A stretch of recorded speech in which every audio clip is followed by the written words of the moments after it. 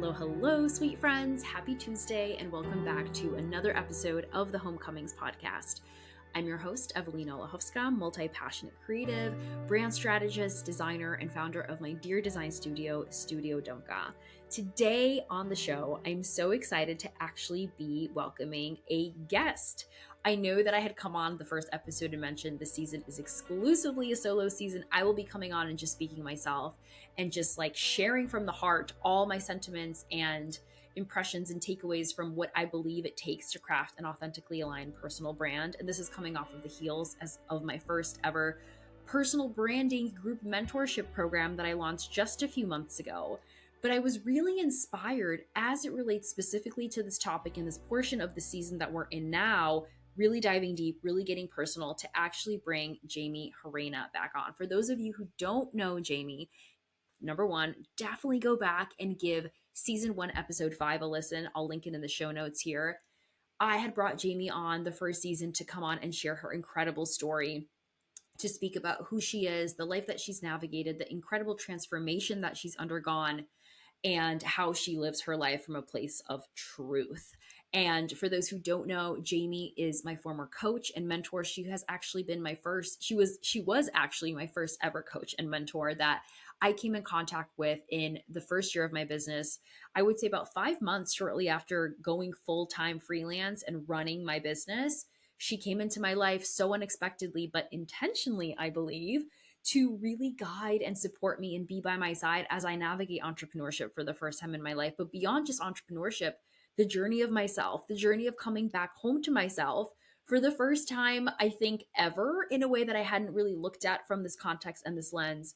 Jaymie opened up my world as it relates to coming to know myself, diving deeper into personal development, spiritual development, all the things to understand who I am for the first time in my life, and asking myself these deep questions, a lot of which I've kind of been dropping in the few episodes in this season so far, that really allowed me to understand me outside of what people thought of me, outside of what I felt like I needed to show up like in the world. It's like, who am I in my truth?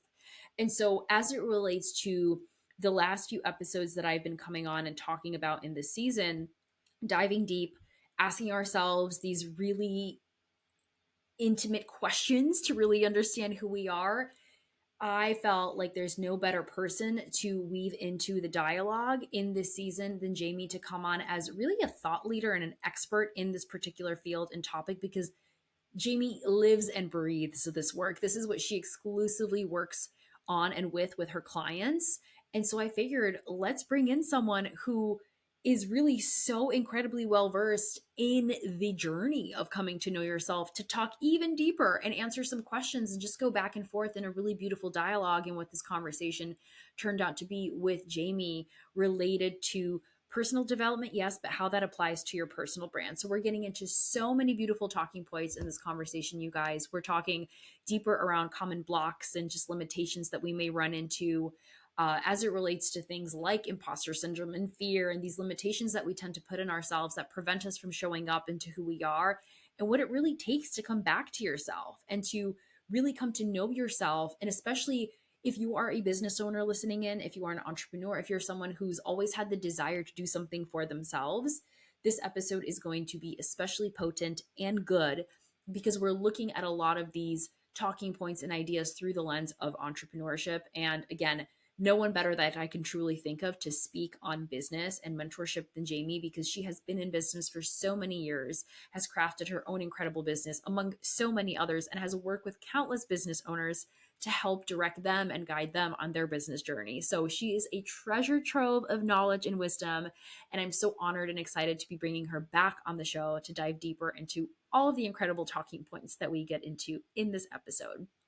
Before I go, I just wanted to shamelessly plug and mention the next cohort for the Homecoming Workshop. The 12-week personal branding container that I have crafted is going live September 3rd. So doors are opening in just a few months. And I'm really coming on and speaking about all these talking points and topics related to personal branding now, to just get feelers out, to see who is out there that is in the season of their lives that is ready to, yes, come to know themselves deeper, but take their deep-rooted vision and desire and dream for crafting a personal brand to life. There is a blueprint that I have recognized that I myself wish I had, that I had followed when I was starting my business. Now in hindsight, I can see the steps so very clearly. Again, hindsight is so 2020. And so I've really birthed and crafted this 12-week program to guide any business owner or any prospective creative multi-passionate soul really that's just looking to find more alignment in their life of what it takes to craft and live life with a personal brand that really reflects the truth of who they are. And so this journey, this 12-week workshop is going to be chock full of so much of the deep work and so much of the inquiry and questions that we're exploring in this podcast season. And I have the honor and joy of looping Jaymie to join me again for this next cohort. So if you listen to this episode, if what Jaymie shares resonates and lands for you, if you want to work deeper with her, she will be coming into the next cohort that is starting in September. I am dropping a link for the waitlist in the show notes. So if any of this at all or any of the content in this season perks your curiosity, get on the waitlist. I'll be sharing more information in the weeks to come over the summertime as we approach the September date. But for now, friends, tune into this conversation with my dear friend and former mentor, Jaymie, and let me know what you think. Connect with Jaymie, let her know your thoughts and sentiments, and enjoy this one, friends. It's such a goodie. Well, hello, Jaymie. Welcome back to the show. I'm so excited to have you. How are you doing today? Oh, I'm excited to be here. I feel like these little moments that we get to share are so sacred to me. So I just love being on. What season are we on? Is it 3? 3? It's 3. I know. I know. And actually, speaking of seasons, for those listening who have not heard Jaymie on the first season, I believe it was episode 5. I will link it in the show notes. Definitely go back and give that a listen because Jaymie comes on and gives us the context for her story, her life, and a lot of the talking points that we'll be diving into a little deeper in this chat. But yeah, just to set the scene for those curious on all things Jaymie, definitely go back and give that a listen. It's a deep one. Yes, yes, it is. So speaking of that, I had you on in season 1, I mean, last year, I think it was when we connected. Yeah. And you so beautifully came on, shared your story, gave us a lot more context around this whole world and notion of personal development, why Yeah. it was so important to you, how you found it and came to be. And this season, the focus of this season specifically is yes, we're talking all things personal development, coming to know yourself, but we're looking at it through the lens of personal branding. And such a pleasure and honor to have you join me in the Homecoming Incubator, Jaymie, and really share your expertise and wisdom on this topic that you are just, I mean, it's like a natural extension of you. So I wanted to have you on today to dive deeper on this whole topic of how the personal stuff relates to the branding specifically. And as I was dreaming into this conversation, I realized, we've spent so much time talking about both on the podcast episode from last year and even in Yeah. the incubator around your expertise in personal development. But then there's this other side of Jaymie too that is like you are also a strategist and you do branding and you also do business. So I wanted to start with this question and maybe just setting the scene and context for how you work with clients specifically related to the strategy, the branding, and the business side, because there's this whole other world of Jaymie Yeah. that we haven't touched on yet. Yeah. Well, first and foremost, I truly do believe that personal always ends up pouring over into business. I feel like, especially when you're building a personal brand, it's based off of who you are as a person. And so, how I help my clients specifically is by working one on one with them. Everybody has a different desire and a different goal in mind, right? And so based on those goals, we then begin the strategy of how do we want to show up? What's important about us that we feel we want to share with the world? There are these little sacred pockets of life that we want to keep to ourselves. And I think that people have an illusion or an idea that every single part of them needs to be made public. And that's the part that I love the most in helping my clients understand is you get to share as much as you want and as little as you want with the world, but enough to keep them intrigued. And so I remember when I first started, I was just sharing my own personal life. I was sharing life and I was sharing makeup and I was sharing the little pieces of personal development when I first started. And now it's just evolved into everything. But I've actually taken away the exposure of my children's faces from online. And so I've kind of began to shift in this way where I want the focus, yes, to be on like parenthood and personal development and life and evolution, but also in a way that keeps my children sacred to me, keeps them private for me. I can share the lessons that I learned about parenthood, but I don't have to share my children. Do you know what I'm saying? And so these are the little strategies that I'd like to share with people because it's like, they're like, well, I don't like sharing what I eat in a day. Cool. Then just share how you work out in a day or share, recipes. You don't have to share what you're eating now. And it's like you get to choose how much exposure you want to have. And people are just engaged on what you share with the world. And as long as you keep it fun and as long as you keep it upbeat, that's the joy of it. But the strategy is always going to come back to who you are as a person and what's important to you and what you want to share with the world. Yeah, that was actually going to be my question related to all this. It's like, how do people understand what is that like limitation of like, how much do I share versus how much do I keep? Because I mean, I could speak for myself, this like pressure of wanting to like show up and do all the things and be so vulnerable. And so I wonder if there's almost like a litmus test or some sort of gauge or tool that people can leverage to think like, ooh, okay, what is it? Like, what's that limit for me? And you kind of alluded to it. It's ultimately coming back to what matters most to you, right? Yeah. It's what makes you you. And Mm, so there is an intention behind why you are choosing to create a personal brand.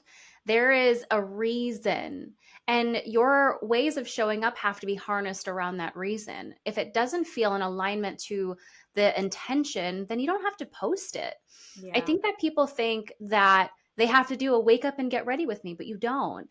You don't have to do a workout with me video. You don't have to do any of those things if they aren't your personal brand. You don't have to be anybody that you are not in order to feel accepted or you feel like you matter on the social media space.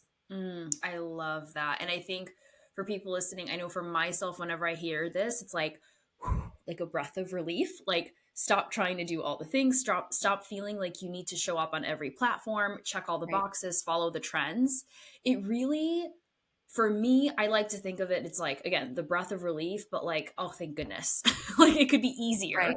Because I think we tend Yeah. to overcomplicate it for ourselves and set these, because we have these expectations in our head and these, we feel like there's these boxes that we need to check of all these things we need to do. And when we realize it doesn't have to be that way at all, we get to choose our own story path narrative based on what feels in alignment for us. Then Right. it's like, whoo, that just like feels so much easier. And the question that's coming up for me now related to this topic is like, and this is where I think the personal development is so key and important, where I'd love to hear you share your take on this. It's like, how do we actually get clear then on what's important to us? How do Well, we look know? around. You look around. Yeah. You look around at how you move and how you walk and how you talk and the things that you enjoy and the hobbies that you have. There's a difference between a personal brand and a business brand, right? A business brand is oftentimes very niched in on a specific topic. And then there's a personal brand where it's you just being you. People are going to want to see your humor. They're going to want to see your energy. They're going to want to see what you're doing. They're going to want to see how you move and how you get it all done in a day, right? But when it comes to a business brand, people have the ability to be extremely niched, right? And so if I'm popping on, let's say, someone's Instagram who is solely focused in on ways to make money, you're not really going to see their everyday life if they're super niched on the strategy of just making money. That is the intention. You know that when you go on there, you will have another way and another avenue of making money. Where me, I'm a high performer, right? I'm a high performer. I'm an investor. I am in the mindset space, but I also do all of these other investment projects. And so when you come to my page, you're going to see a little bit of everything. You're going to see the what I do in a day. You're going to see how I'm living my life, because most people want to understand, how does she do this with 3 children? How is she constantly going? How is she moving? What is she eating so that she has the fuel to keep going? How many hours does this woman sleep in a day? I wonder the They're same thing wanting about you, Jaymie. they're like, how in the actual bleep does she do it? And so they want to see kind of what I'm doing, how I'm navigating, how I'm able to stay high energy, how I'm able to move. So that requires me to get a little bit more vulnerable and a little bit more real about my life. And so I do share the behind the scenes. I do share the hacks and the tricks and the mindset strategies. And I am kind of taking you on a walk of a day in the life of me, where you get to see my investments and you get to see where I'm putting my money in the things that I'm doing, right? And then you get like the little pockets of me parenting that I keep to myself. You get the little pockets, or like the tips of how I'm parenting and how I'm the person that I am. A lot of it has to do with my fitness and my ability to keep my energy high. And so that's also something that's really important to me. And so for the listeners listening to this right now, you have to ask yourself, well, what is important to me? And when you begin to write those down, maybe it's nutritious meals, maybe it's health and wellness, maybe it's fitness, maybe it's good supplements, right? So what you're going to do is you're going to make a list. You're going to make a list of all of these things, and you're going to begin to think about companies that would want to support you on this journey through these sacred things. And you can become affiliates for these companies. You can begin to promote these companies and somehow get paid for it. And you can begin to look at it and say, these are the topics that are important to me, and begin to show up in that way. Those have now just become your content pillars. Mm. So you can say, what would I like to post about food? Do I want to post nutritional facts? Do I want to post nutritional meals, recipes? Do I want to talk about the benefits of certain ingredients? Do I want to talk about the pros and the cons? You get to begin to expand your idea around nutrition, right? Around food. Then you look at your fitness. Are we working out? Are we posting workout videos? Are we posting exercises? Are we um, posting our cute gym clothes, right? You get to Yes. choose what it is about fitness that you're interested in sharing. Maybe you've just become an affiliate with a clothing line that is around fitness, right? Cute workout gear. And you can now promote that and make money on a personal brand. And so there are so many things that you guys can just take a look at your everyday life and say, what do I do every single day that would be natural for me to just talk about? Mm. I love this example that you're sharing and this whole kind of topic of getting clear on what's important to you and then getting curious and open to think about ways that you can basically craft your business to support what's important to you. Because I feel like there's so many moments and instances for a lot of people. I've experienced this too. It's like you're stuck in those shitty jobs or you're doing the thing that like you don't like. And yes, I realize that there are moments and times where like you it's just the season. You got to sometimes suck it up and like be in the circumstance. Maybe you're in a tight spot, you need the finances. I'm not really talking about those. I'm speaking about those situations where you're doing the thing for too long, you know it's out of alignment, you know it's not fulfilling, but you don't know like how to pivot or how to change or what a life beyond that looks like that's in more fulfillment. And I feel like what you're speaking to with the fitness example and the health example is it could be so easy because when we get clear on what's important to us, and I think the other trick too is just being open to opportunities. And even the examples that you suggested around the affiliate partners and sharing the recipes and the clothes and all that, what because the value and the topic of fitness and health is so important. When you do these other things that feed into this value, it's going to feel so good. And I think this is what brings the fulfillment and alignment between the personal and the business that I feel like a lot of people may struggle with, because I've struggled with that for a long time. Would you say so? Yeah, I also think that one thing that's coming up for me right now is people are going to hear this and they're going to say, okay, I need to get affiliate deals before I can start posting, Mm. or I need to do blank before I can start showing up. And that is the most inauthentic way to do it. You are going to want to begin this process by showing up as you. I want you to imagine that it's just like a camera in the nooks and crannies of your life, of you living your everyday life and allowing people to kind of see into that. And so you're not creating a brand out of something that you are not. You're creating a brand out of the person that you already are. Mm. And so the beauty of it is you don't have to be anybody else or do anything else. You just have to be you, and you get to show up in that. And that is what people will fall in love with. Yeah, this is so good. And it reminds me of I had a conversation with one of my mentors who brought up the example of Elizabeth Gilbert, the author, writing Eat, Pray, Love. Yeah. I read her book, Big Magic, which for those who haven't read it, highly recommend. It's so beautiful for all people creative, but just like for anyone just looking to connect with more, inspiration. But she shares the story of how she wrote Eat, Pray, Love.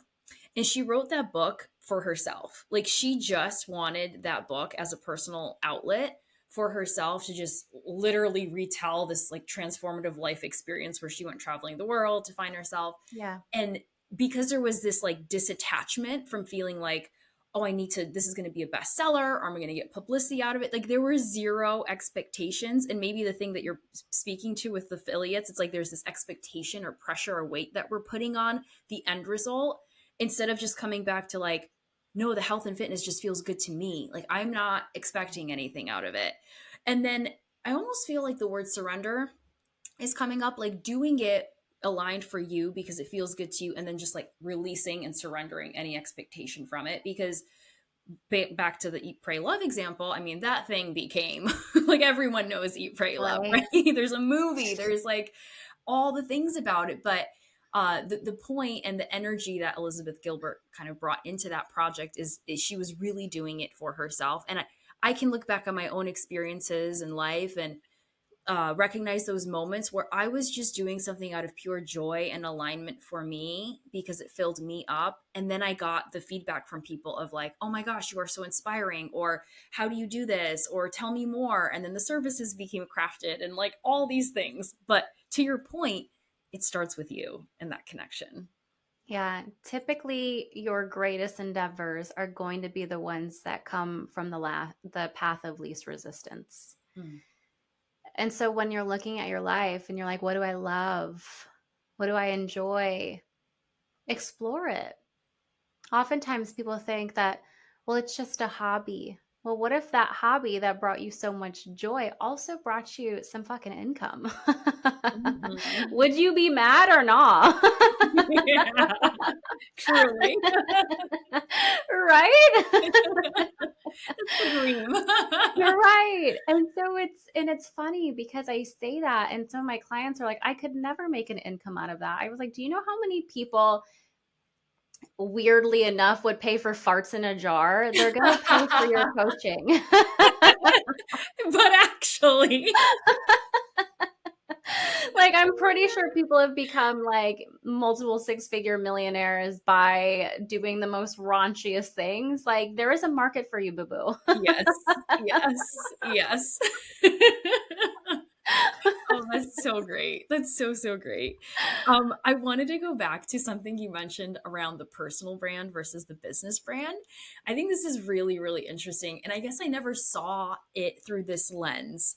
But you're right. It's like the business brand is so niched and specific. And so it almost begs the question like, where is the place for a business brand even? Because I think if I were to kind of zoom out, and this is maybe a generalization and blanket statement, but I feel like when we're showing up to do business as a human, like humans want to do business with other humans, so they crave Right. that human side. And so the more we kind of gatekeep those parts and pieces of us, like it makes our brand feel less human. But I see the kind of intentionality behind, okay, a business brand, it gives you value, people come for results.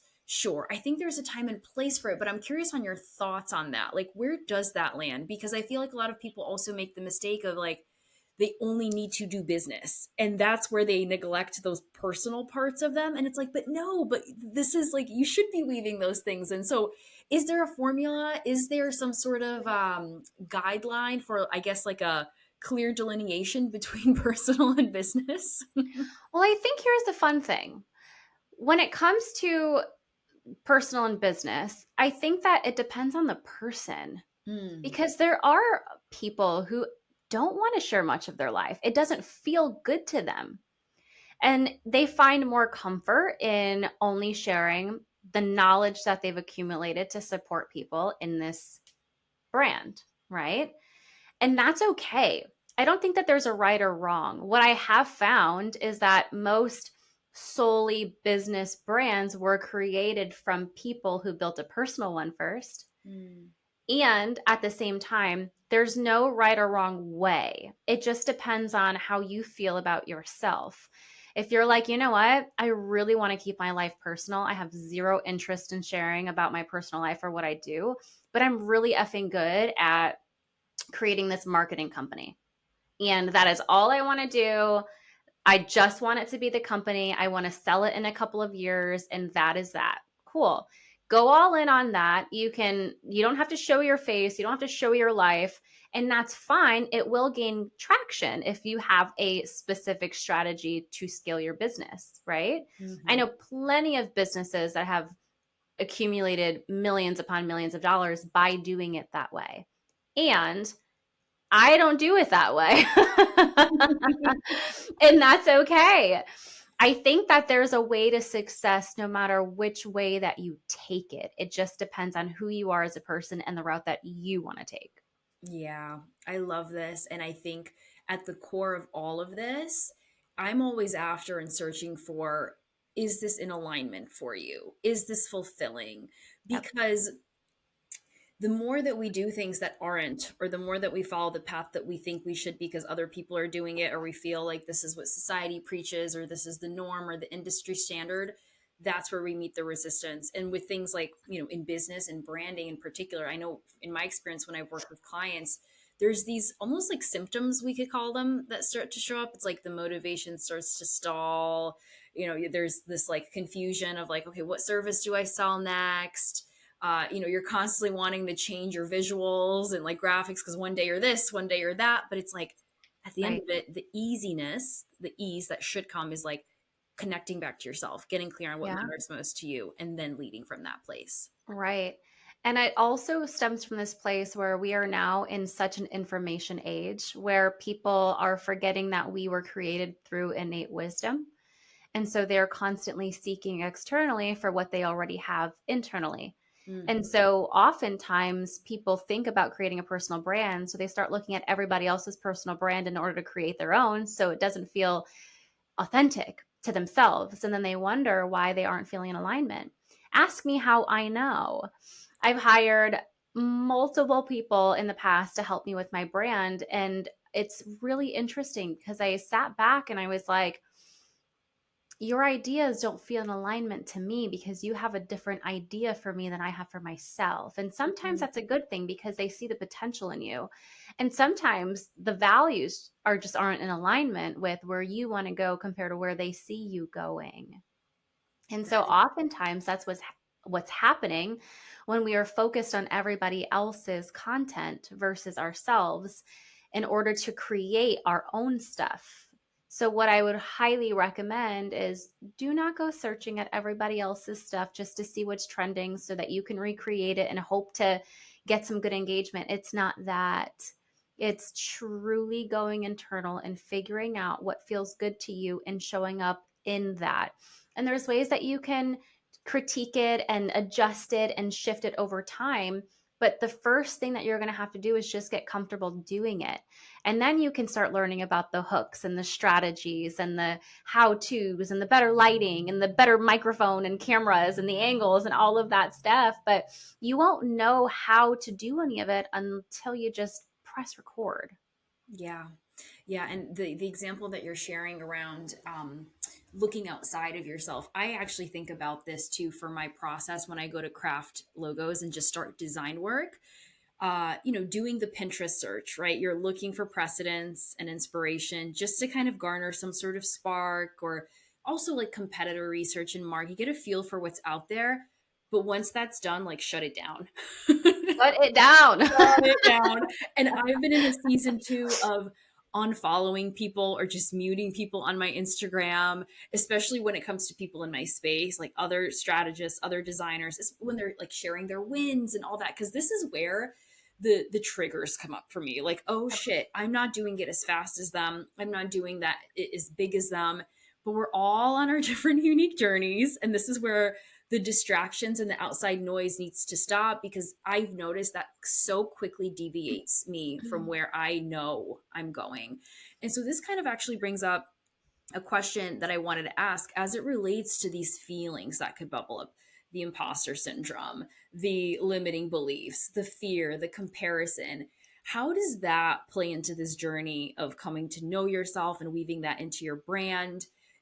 Is this, and I guess I'm asking, how do people kind of navigate that? Is this where they turn to resources and tools? Because I feel like this is so common, especially in the world of business. And like you said, the information age, where there's so much and we're always looking and always comparing and all of that. I think that there's an evolution, right? And part of the evolution is you allowing yourself to not be perfect to begin, right? And it's that self acceptance. And it's saying to yourself that I'm declaring that I'm going to show up, and it's not going to be cute and it's probably going to be pretty crappy, but I'm going to do it anyway because I'm looking at my life through this vision that I have for myself. And then you're also saying that I'm allowing myself to be imperfect and for that to be more than enough. Mm. When we are creating for the sheer focus of likes and comments, it becomes a very empty world for us. When we are chasing validation and we're chasing love and we're chasing acceptance, I want you to understand that if you're chasing it, it's going to be leaving you, right? So if you're running after something, one, running long enough will make you freaking tired. Running for a certain amount of speed will make you freaking tired. So if you're running and chasing those things, it means that they're running away from you. And so how I want you to approach this personal brand is just allowing yourself to almost do it for this fulfillment of self, right? Why are you doing it to begin with? Is it for fame? Is it for validation? Or do you really feel you have a message to share? Because if that really is your intention, the results of it wouldn't matter for you. How I started was I really believe that by me putting all of this content out there to the world when I first started over 10 years ago, I was doing it as my own personal healing. It was my personal journal to the world, but it was for me. It was for the version of me that needed it. And so I never look at social media as, oh my gosh, this one only got 100 views, and only got 1,000 views, no likes. Like, I don't look at it that way anymore, because even if 10 people were up in this she shed right now, that would be a lot of people because I only have 3 chairs. So I want you to look at it as if you had 50 likes on your post, 20 likes on your post, and all of those people were up in your house like, yeah, I liked it. I'm cheering her on. I'm supporting him. That is a different energy versus just saying, oh, it was just 10 likes. Those are 10 people who are like, yes, you got this. I love that post. Do you have any idea how powerful that is? Because I want you to understand that it starts with one. And one person that absolutely loves and adores you is going to talk about you to 2 of their best friends, 3 of their best friends. That person is probably not going to follow you, but they're going to stalk you a little bit because let's be honest, we all do it. And they're going to watch your story and they're going to check out your post and they're going to do it. Like, I don't know why she likes her so much. And then they're going to end up following you. Some will, some won't. So what? It doesn't mean that you slow down on what you feel passionate about just because someone doesn't see the value in it. Mm-hmm. Love all of this. And what you mentioned around almost like ownership is the word that's coming from me, like taking ownership and knowing that you are going to show up and it's not going to be perfect. Or Right. even when it comes to, I'm going to show up and I'm going to be scared. Or I'm going to show up and I might compare myself. I think it's like owning it and speaking it out loud and just knowing that you're going to navigate this stuff, because I feel like I'm speaking kind of from my own experience. Like when the comparison or the fear comes up, there's almost like this cycle of like shame and guilt that I spiral in of like, oh fuck, like I'm doing that thing again, where like I'm comparing myself. When I think maybe into what you shared, it's like just acknowledging that this is what's coming up for me and that it's normal because everyone feels it. Maybe that can Yeah. help release some of the weight and pressure because we do put so much yeah, I guess almost like pressure on these feelings of people talk about imposter syndrome and all these different things. And it's like we internalize it and we almost feel like, well, I'm going to feel this way. So, like, I'm not going to show up. But maybe just claiming, like, yeah, I'm going to feel it and that's okay, but I'm going to work through it. I don't know, like switching the Mhm. energy around that. Mhm. It really is taking courage to recondition, Yeah. right? It's by you taking courage, it gives you the opportunity to recondition those emotional blueprints that have been stagnant within our bodies. And it's going to take courage because, to be honest, it could be a dark world out there sometimes. I have definitely had my fair share of haters on my content. And that is a whole other world when you are choosing and deciding to be vulnerable and share your personal story and share your gifts. And not everybody is going to agree with you. And sometimes that may open the door for massive amounts of criticism, especially if your content goes viral and you have an influx of views, you will be picked apart. And you have to ask yourself if you are going to be courageous enough to see it through, regardless of what people have to say about you. And that comes back to the identity. It's, am I strong enough as a person in myself to handle criticism? Do I know myself enough? Do I love myself enough? And it's making sure that while you are growing your business brand, your personal brand, that you are also growing yourself simultaneously. Because I promise you, there will come a time where one starts succeeding and the other one starts plummeting, and you have to begin to readjust to handle the bandwidth and to handle the turbulence. Because life will give you turbulence to test you to see if you are strong enough to handle it so that you can go to the next level. Okay. And that is okay. It doesn't mean anything about yourself. It just means that you have to make sure that you are also working on yourself to be the best version that you can be, to be mentally tough, to be able to handle criticism, to be able to say, this is important to me enough. This is important to me enough to show up regardless of what the hell Tom and Jerry have to say over there, because this is who I am. I love myself. I'm good enough. And I don't care what anybody else has to say, even if you don't believe it when you say it. It's practicing courage. Yeah. You mentioned the word identity as you were speaking, coming back to knowing yourself and really being rooted and anchored in that. And when we started the incubator with the journey, and I had you looped into those first two calls, and I know this is so your zone of genius, Jaymie, but this whole idea of identity and why it's so important. Can you explain or just express like why is the identity key? What is identity? When you say that word, like what does that mean? And the inquiry, maybe you could even speak to some of the questions in your the identity blueprint that you share too, around like the past, the present, the future, like coming to really see yourself on on this timeline and different points and pieces. Why is that so important? Because your identity is who you believe that you are. Mm. And so, who you believe that you are causes you to act, react, take action, or not take action on certain things because you don't believe that that is your identity, right? And so, if I were to say, okay, cool, go walk around the most expensive luxury designer stores and buy all of these things, you'd be like, that sounds nice, but that's really uncomfortable for me because I'm not used to shopping in these stores. So I feel like an imposter because I haven't elevated my identity to be worthy enough to be the type of person that walks around and buys all of these things. Right? Like, well, or you can say, my identity is someone who doesn't even believe in any of those luxury goods. I think it's all a scam.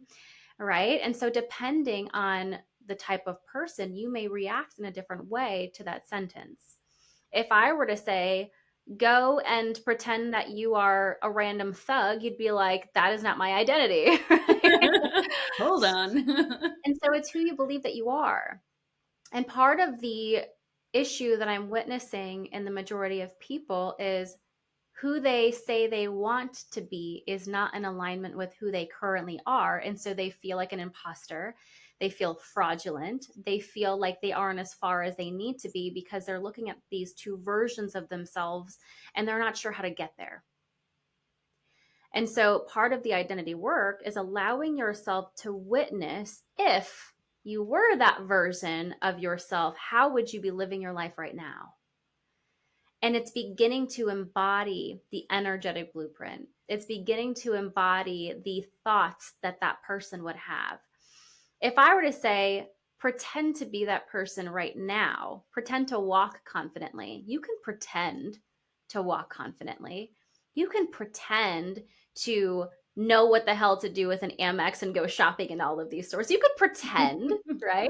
Easily. You can pretend like you got it in the bag and you're like, of course I belong here. You can pretend to do that for a moment. But where the issue comes is allowing our nervous system to feel safe in that frequency for long periods of time. And so that's the work that I do with my clients is I'm helping you change your nervous system to elevate the frequency so that there is no disconnect between where you are right now to where you want to go. And when that happens, there's this beautiful synergy where you realize that the past is no longer here. The future doesn't exist because all that is right now. So when you can understand that the future version of you is living right now, if you just reach your arm out and claim it, you can begin to change your frequency in your body and there will be no separation. Mm, this is so, so good. And I think to what you're sharing, the point that you made around your identity is who you are. This is why we start with the identity at the beginning. It is about getting so clear on all these parts and pieces of you. And then throughout the journey and the process is taking ownership. A word that comes up often or that I really leaned on in the incubator, but I'm recognizing is almost like, I don't know, this like theme or something that I definitely feel very spicy in particular about is this word of permission.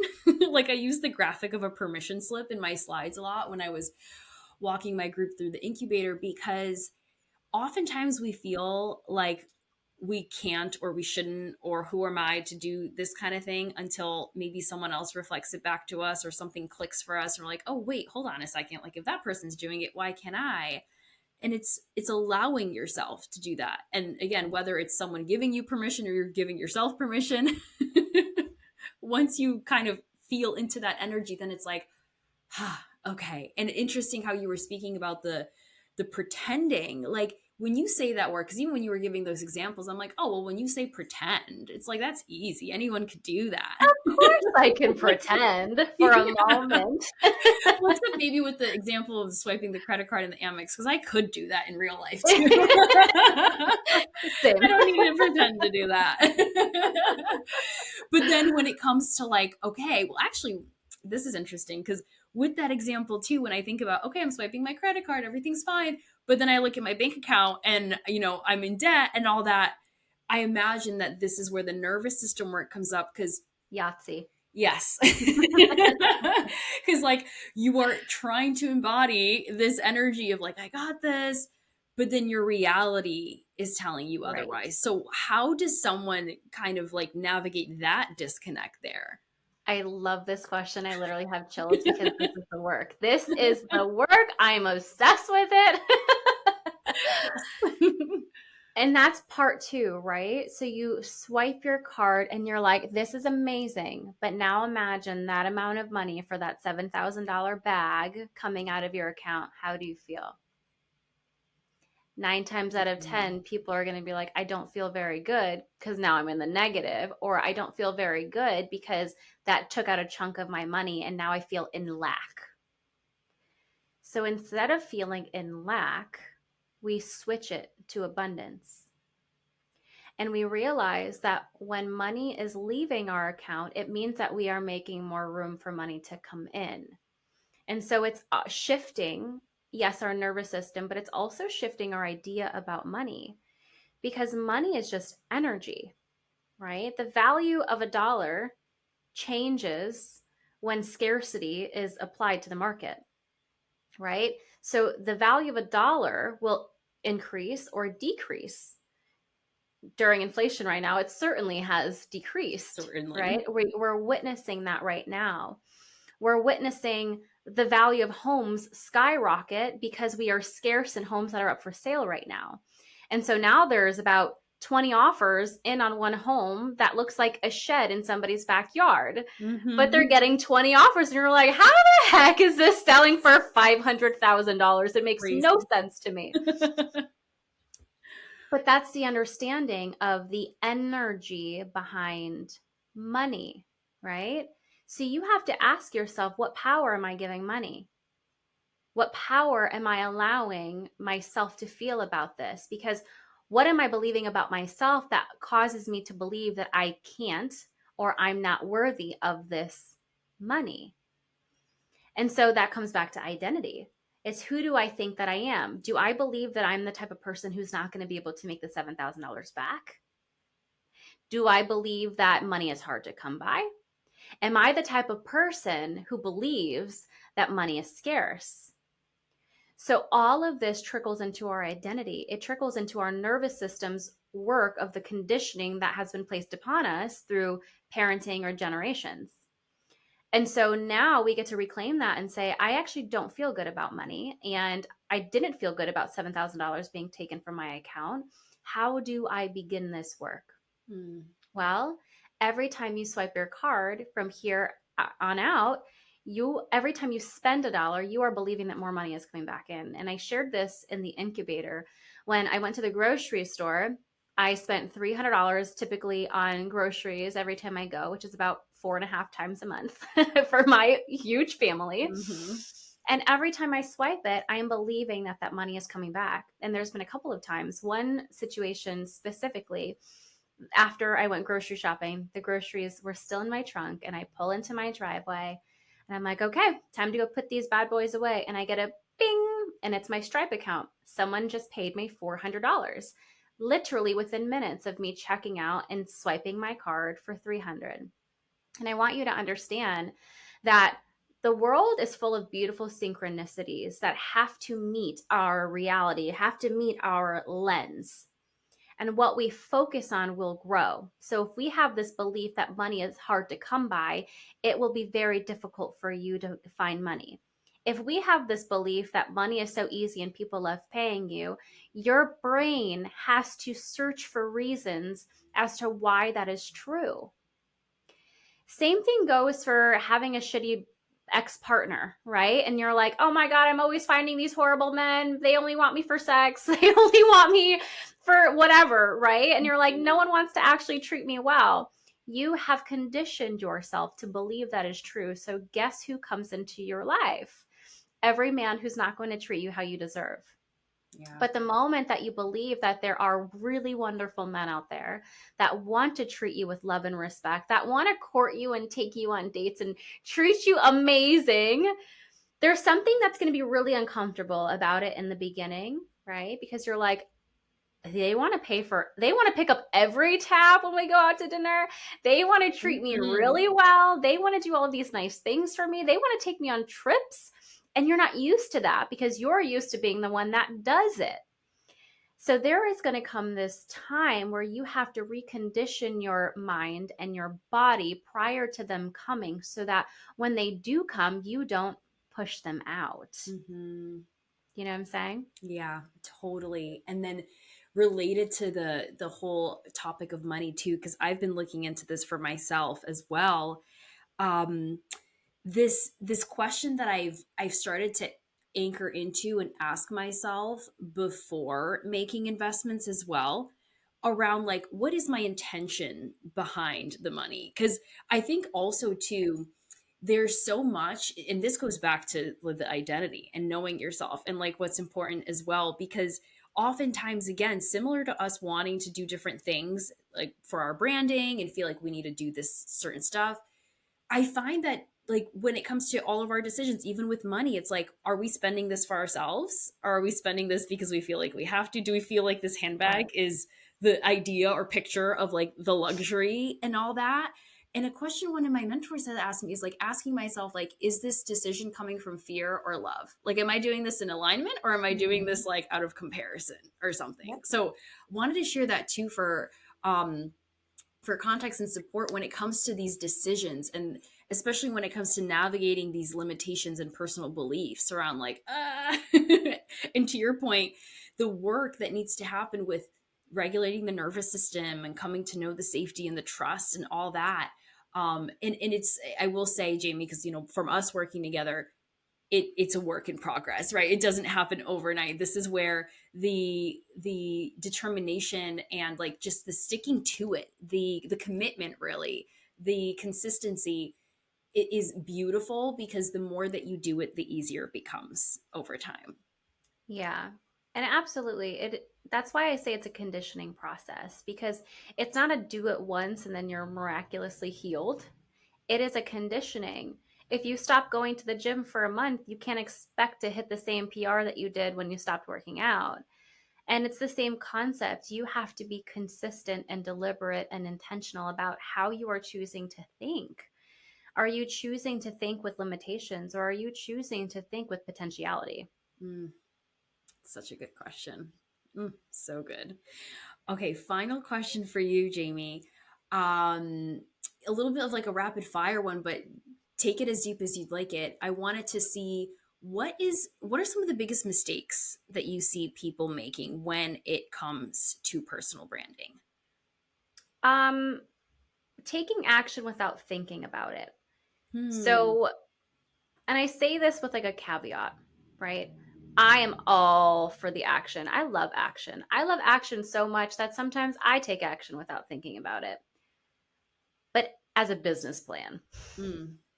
you have to come up with your idea and your intention before you just start throwing spaghetti on the wall.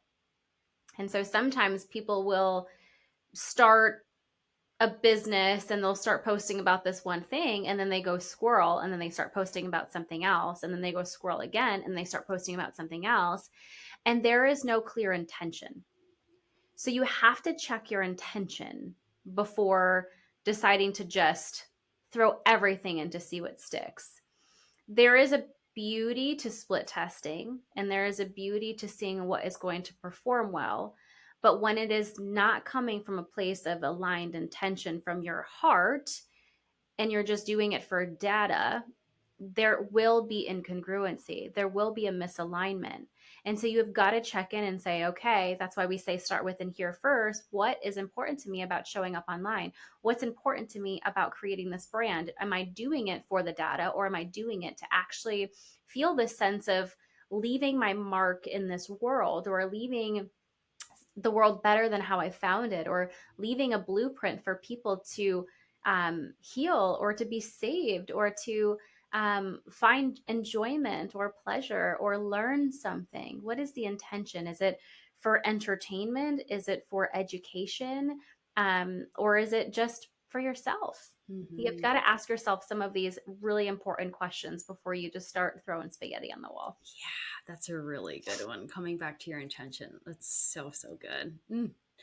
Well, thank you so much, Jaymie. I mean, I can chat with you forever, and it's just so good because we go into all these good rabbit holes. Before we end, can you share with people again where they can find you if they want to work with you, how you can support them?